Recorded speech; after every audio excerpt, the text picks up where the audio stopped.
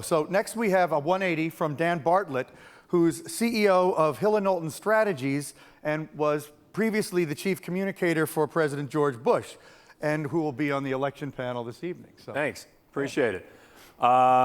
Wanted to talk a little bit about tonight. There'll be a lot of conversation about the role that technology played in the victory that President Obama had last week, and a lot of it will focus quite extensively on, I think, what we in the previous panel talking about the future of retail and data and platforms and mobility. A lot of those three components were used successfully by President Obama. But to talk a little bit about my 180 and when it comes to technology and the role it has played in partisanship in Washington, D.C., I think the public kind of is left scratching their head when they say they're disgusted with what's going on in Washington, yet there was very little change when it came to not only the White House, but in the Congress as well, particularly.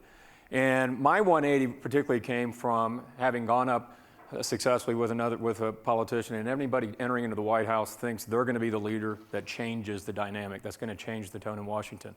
And everybody says, if we just had a great leader to step in and change the tone, we'd all be better. And we could work in a bipartisan way. And what I have found, and what my experience was working in the White House for 8 years, is that there is a systemic partisanship now. And one of my 180s on that, and I'll speak more about the one with technology in a second, it's really driven by two principal factors. The first one is redistricting.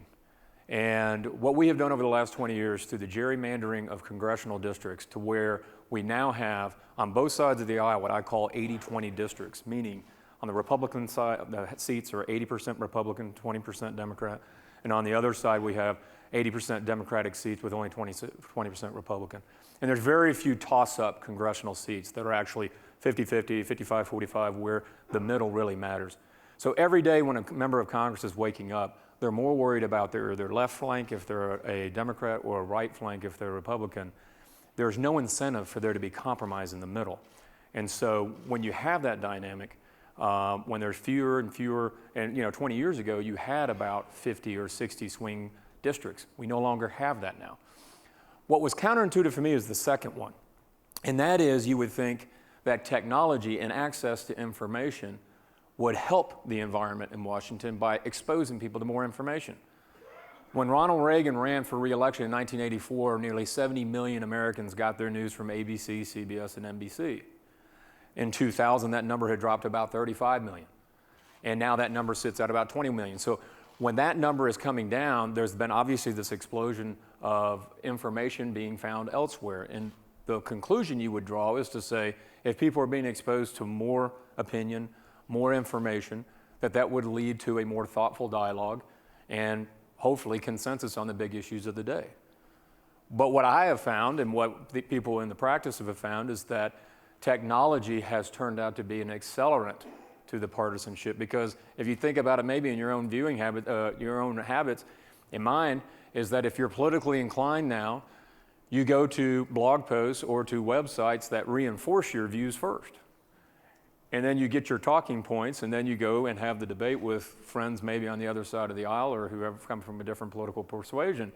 And so so if you're center-right, you're going to redstate.com or to Drudge Report or to those sources. And if you're center-left, you're going to Daily Kos or HuffPost and those places. And so we've made it far more efficient to be partisan.